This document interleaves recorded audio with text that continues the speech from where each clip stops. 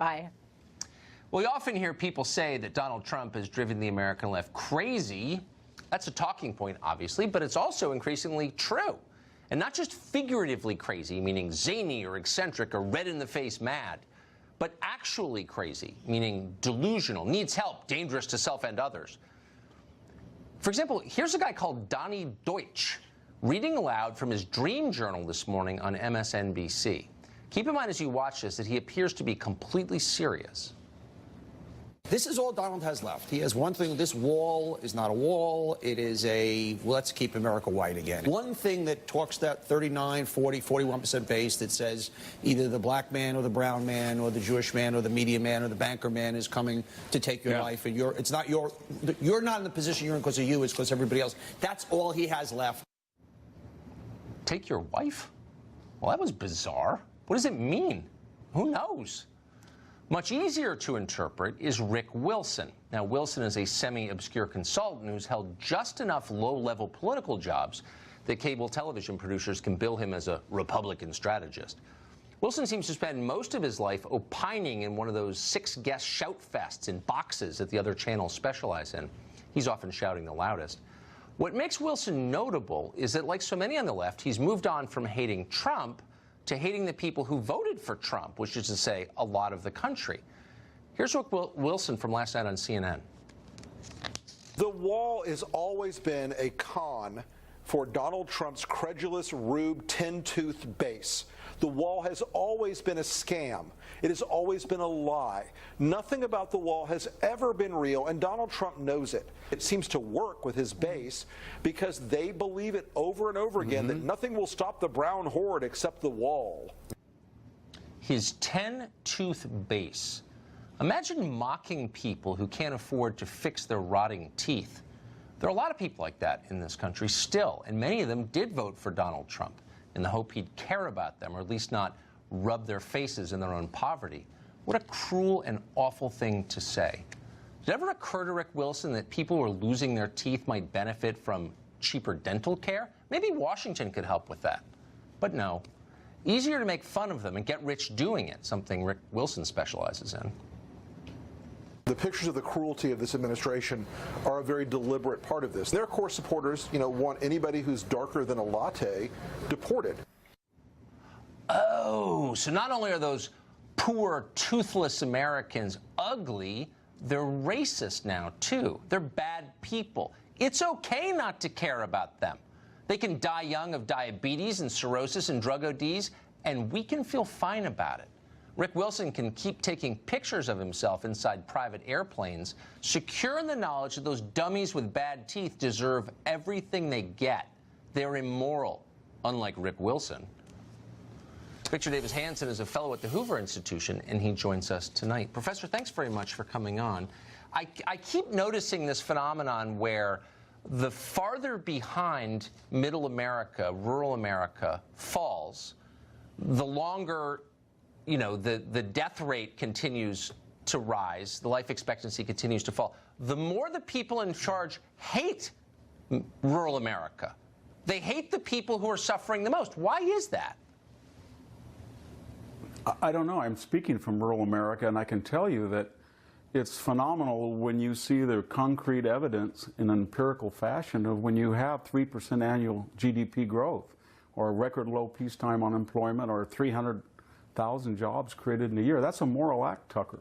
And the Latino population, I live in a community that's 90% Latino, is at record lows, and you can see it. People are upbeat, they're working, they have more disposable income.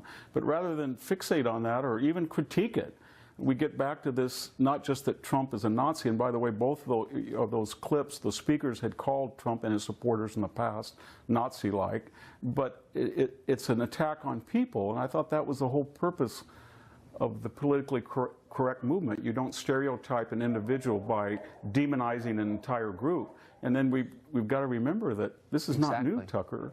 All Wilson was doing was rechanneling, I think his name was Caputo, a political reporter a couple of months ago, 3 or 4 months ago, went to a rally and say that one person had more teeth than everybody in the rally.